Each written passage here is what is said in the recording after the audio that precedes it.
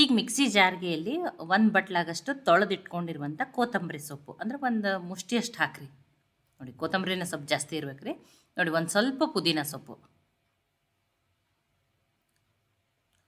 ಒಂದು 2 ಮೆಣಸಿನ್ಕಾಯಿನ ಹಾಕ್ತಾಯಿದ್ದೀನಿ. ಖಾರ ನೀವು ನೋಡ್ಕೊಂಡು ಹಾಕೋರಿ.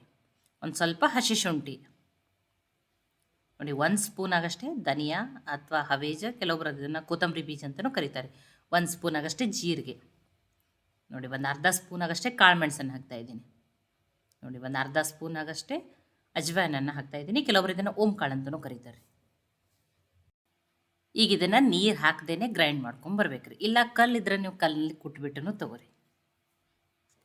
ನೋಡಿ ಫೈನ್ ಪೇಸ್ಟ್ ಏನು ಬೇಡ, ಈ ರೀತಿ ಮಸಾಲೆ ತರಿ ಆಗಿದ್ರೇ ಫ್ಲೇವರ್ ತುಂಬಾ ಚೆನ್ನಾಗಿ ಕೊಡ್ತದೆ. ನೋಡಿ ಈಗಿದು ಮಸಾಲೆ ರೆಡಿ ಆಗ್ಯದ್ರಿ. ನೋಡಿ ಇದೇ ರೀತಿ ತರಿಯಾಗಿಯೇ ಇರ್ಬೇಕು ರೀ. ನೋಡಿ ಈ ಮಸಾಲೆ ಅನ್ಕೋತಕ ಸೈಡಿಗೆ ಇಡ್ತೀನಿ. ನಾನು ಇದನ್ನು ಆಮೇಲೆ ಯೂಸ್ ಮಾಡ್ತೀನಿ ರೀ. ನೋಡಿ ನಾನು ಇವತ್ತು ಬ್ರೆಡ್ಡನ್ನು ಬಳಸ್ತೇನೆ ಸ್ಯಾಂಡ್ವಿಚನ್ನು ಮಾಡಿ ತೋರಿಸ್ತಾ ಇದ್ದೀನಿ. ಈ ಕಡಾಯಿಗೆ ನಾನಿಲ್ಲಿ 2 ಸ್ಪೂನಾಗಷ್ಟೇ ಎಣ್ಣೆನ ಹಾಕ್ತಾಯಿದ್ದೀನಿ. ಎಣ್ಣೆ ಕಾಯ್ದ ಮೇಲೆ ಗ್ಯಾಸನ್ನು ಲೋ ಫ್ಲೇಮ್ದಲ್ಲಿಟ್ಟು ಈ ಮಸಾಲೆಯನ್ನು ಹಾಕ್ತಾಯಿದ್ದೀನಿ ರೀ.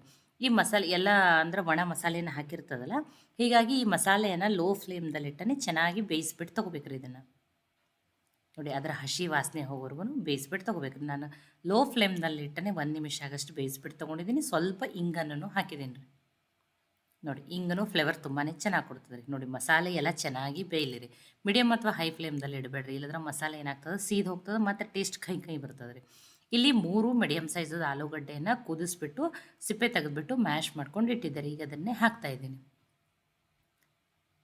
ನೋಡಿ ದಪ್ಪ ಆಲೂಗಡ್ಡೆ ಪೀಸ್ ಉಳಿಲಾರ್ದಂಗೆ ನೀಟಾಗಿ ಮ್ಯಾಶ್ ಮಾಡಿಬಿಟ್ಟು ಹಾಕ್ರಿ, ಇಲ್ಲಾಂದ್ರೆ ತುರಿದ್ಬಿಟ್ಟು ಹಾಕ್ರಿ, ನಡೀತದೆ.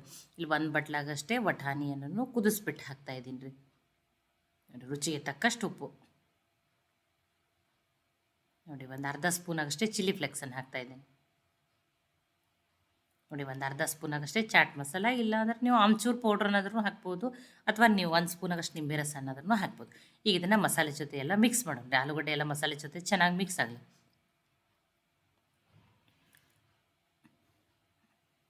ನೋಡಿ ಈ ರೀತಿ ಒಂದು ಸ್ವಲ್ಪ ಮಸಾಲೆನ ತರಿಯಾಗಿ ಗ್ರೈಂಡ್ ಮಾಡಿಕೊಂಡು ಸ್ಟಫಿಂಗ್ ಮಾಡ್ಕೋಬೇಕ್ರಿ. ತುಂಬಾ ಟೇಸ್ಟಿಯಾಗಿರ್ತದೆ ರೀ.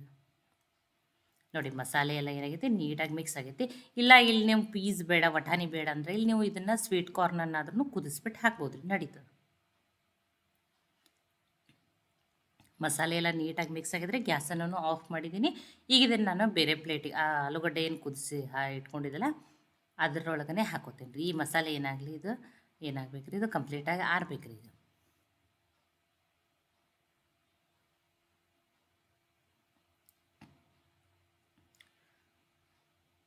ನೋಡಿ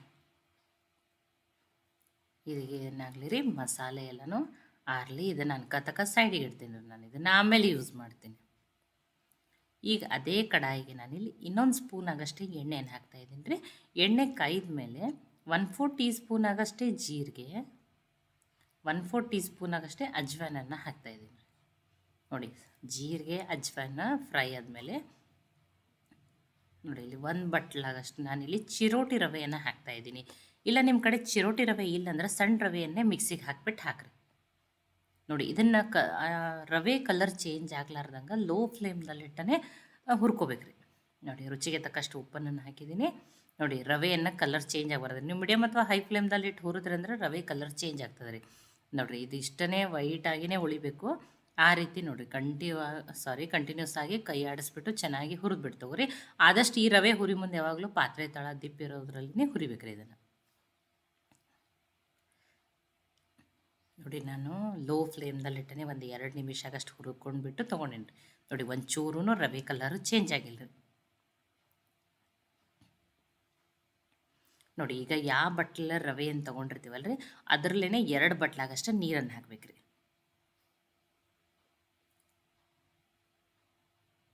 ನೋಡಿ ಇವತ್ತು ನಾನು ಬ್ರೆಡ್ಡನ್ನು ಬಳಸ್ತೇನೆ ರವೆಯಿಂದ ಸ್ಯಾಂಡ್ವಿಚನ್ನು ಮಾಡಿ ತೋರಿಸ್ತಾ ಇದ್ದೇನೆ ರೀ. ಟೇಸ್ಟಿನೂ ಇರ್ತದೆ, ಹೆಲ್ದಿನೂ ಇರ್ತದೆ.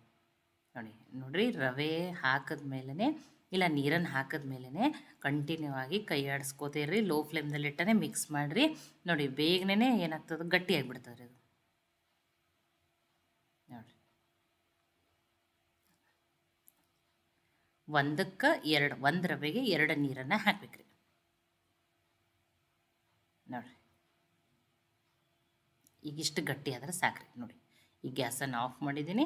ಈಗ ಈ ರವೆಯನ್ನು ನಾನು ಬೇರೆ ಪ್ಲೇಟಿಗೆ ಹಾಕೋತೀನಿ ರೀ. ಈ ರವೆನೂ ಕಂಪ್ಲೀಟಾಗಿ ಏನಾಗ್ಬೇಕು ರೀ, ಆರ್ಬೇಕು ರೀ. ಅಂದ್ರೆ ಅದು ರವೆ ಮುಟ್ಟುವಷ್ಟರೇ ಆರ್ಬೇಕು ನೋಡಿರಿ. ತುಂಬ ಬಿಸಿ ಅದು ನೋಡಿ.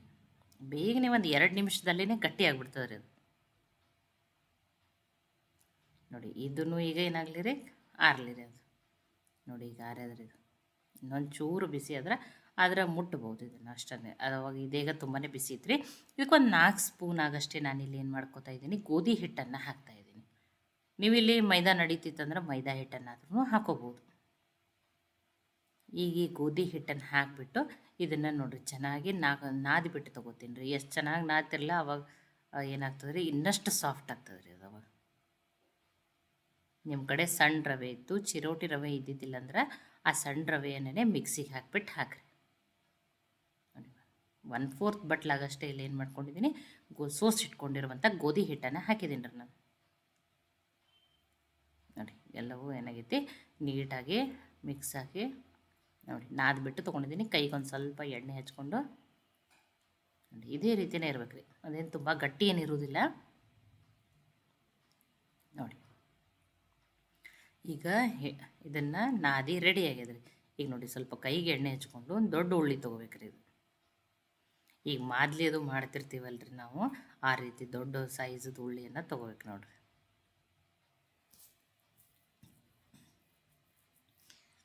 ನೋಡಿ ಅದನ್ನು ನಾನು ಕತಕ ಸೈಡಿಗೆ ಇಡ್ತೀನಿ ರೀ. ಮುಚ್ಚಿಡ್ರಿ. ಅದೇನಾಗಬಾರ್ದು ರೀ, ಒಣಗಿ ಡ್ರೈ ಆಗಬಾರ್ದು ರೀ ಅದು ನೋಡಿ. ಇದಕ್ಕೀಗ ಗೋಧಿ ಹಿಟ್ಟನ್ನು ಹಚ್ಚಿ ತೆಳುವೂ ಅಲ್ಲ ದಪ್ಪನೂ ಅಲ್ಲ, ಮೀಡಿಯಮ್ ಆಗಿ ಲಟ್ಟಿಸ್ಬಿಟ್ಟು ತೊಗೋಬೇಕ್ರಿ ಅದನ್ನು ನೋಡಿ. ಇಲ್ಲ ನೀವು ಗೋಧಿ ಹಿಟ್ಟು ಬೇಡ ಅಂದರೆ ಇಲ್ಲಿ ಅಕ್ಕಿ ಹಿಟ್ಟನ್ನಾದ್ರೂ ಹಚ್ಬೋದು ರೀ, ನಡೀತು ನೋಡಿ. ನಾನು ಏನು ಹೇಳಿದ್ದೀನಿ, ತುಂಬ ತೆಳುವೂ ಲಟ್ಟಿಸ್ಬಾರ್ದು, ತುಂಬ ದಪ್ಪನೂ ಲಟ್ಟಿಸ್ಬಾರ್ದು, ಆ ರೀತಿ ಮೀಡಿಯಮ್ ಆಗಿನೇ ಲಟ್ಟಿಸ್ಬಿಟ್ಟು ತೊಗೋಬೇಕ್ರಿ ಇದನ್ನು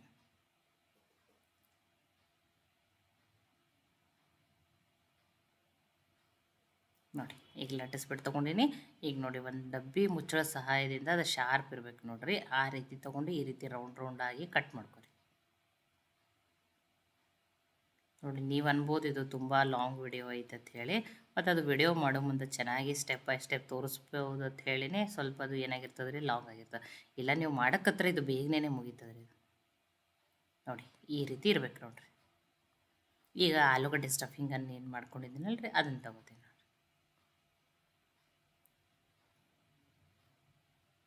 ನೋಡಿ. ಈಗ ಈ ಆಲೂಗಡ್ಡೆ ಸ್ಟಫಿಂಗನ್ನು ನೋಡಿರಿ ಅದರ ಸೈಜಕ್ಕೆ ಕಟ್ಲೆಟ್ ಥರ ಮಾಡಿ ನೋಡಿರಿ. ಇದ್ರೊಳಗನೆ ನೋಡಿ ನೀವು ಬ್ರೆಡ್ ಕ್ರಮ್ಸನ್ನು ಹಾಕ್ಕೊಂಡ್ಬಿಟ್ಟು ಇದರದನ್ನೇ ಕಟ್ಲೆಟ್ ಮಾಡ್ಕೊಂಡು ತಿಂದ್ರೂ ತುಂಬಾ ಟೇಸ್ಟಿಯಾಗಿರ್ತವೆ ರೀ ನೋಡಿ. ಅದೇ ಸೈಜಕ್ಕೆ ಕಟ್ಲೆಟ್ ಶೇಪ್ದಲ್ಲಿ ಮಾಡಿ ನೋಡಿ.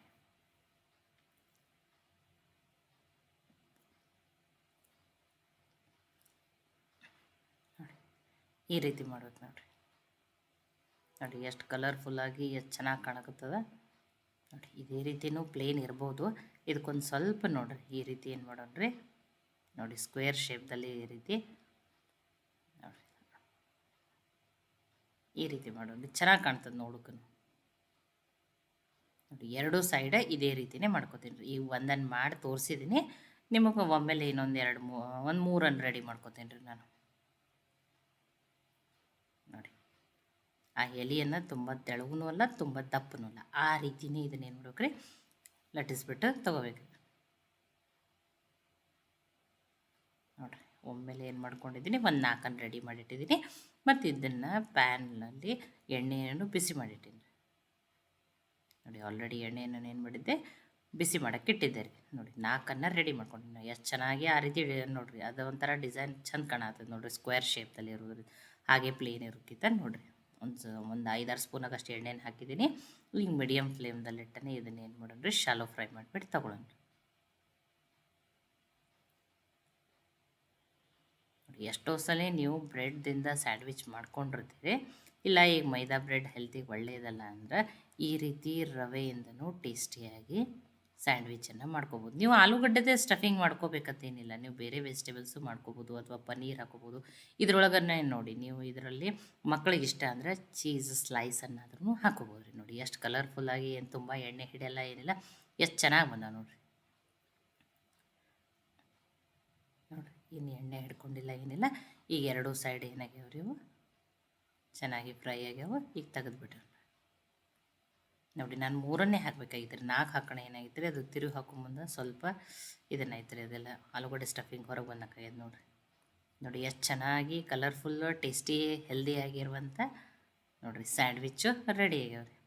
ನೋಡಿ ಬಿಸಿ ಬಿಸಿ ಟೇಸ್ಟಿ ಅಷ್ಟೇ, ಹೊರಗಡೆಯಿಂದ ಕ್ರಿಸ್ಪಿ ನೋಡಿರಿ ಎಷ್ಟು ಚೆನ್ನಾಗಿ ಬಂದವು ನೋಡಿ. ಒಂದು ಬಿಸಿ ಬಿಸಿ ನೀವು ಏನು ಮಾಡೋದು ಸಾಸ್ ಜೊತೆ ಗ್ರೀನ್ ಚಟ್ನಿ ಜೊತೆ ಈ ರೀತಿ ಮಾಡಿ ಸರ್ವ್ ಮಾಡೋದು. ಅಥವಾ ಇದು ಹೆಲ್ದಿ ಅದ, ಮಕ್ಕಳಿಗೆ ಈ ರೀತಿ ಮಾಡಿ ನೀವು ಲಂಚ್ ಬಾಕ್ಸಲ್ಲಿ ಕೂಡ ಹಾಕಿ ಕೊಡ್ಬೋದು. ನೋಡಿ ಎಷ್ಟು ಚೆನ್ನಾಗಿ ಬಂದಾವ ನೋಡಿರಿ. ಎಷ್ಟೋ ಸಲ ನೀವು ಬ್ರೆಡ್ದಿಂದನೂ ಸ್ಯಾಂಡ್ವಿಚನ್ನು ಮಾಡ್ಕೊಂಡಿರ್ತೀರಿ, ಈ ರೀತಿಯೂ ರವೆಯಿಂದನೂ ಒಮ್ಮೆ ಸ್ಯಾಂಡ್ವಿಚನ್ನು ಮಾಡಿ ನೋಡಿರಿ, ತುಂಬಾ ಟೇಸ್ಟಿಯಾಗಿರ್ತಾವೆ. ಈ ರೆಸಿಪಿ ನಿಮ್ಗೆ ಇಷ್ಟ ಆಗಿದ್ರೆ ಲೈಕ್ ಮಾಡಿ, ಶೇರ್ ಮಾಡಿ, ಕಮೆಂಟ್ ಮಾಡಿರಿ. ಖಂಡಿತನೂ ಟ್ರೈ ಮಾಡಿ ನನಗೆ ಹೆಂಗೆ ಬಂದಿತ್ತು ಅಂತ ತಿಳಿಸ್ರಿ. ಮತ್ತೆ ಒಳ್ಳೆ ಒಳ್ಳೆ ರೆಸಿಪಿ ಜೊತೆ ಸಿಗೋಣ. ಎಲ್ಲರಿಗೂ ಧನ್ಯವಾದಗಳು.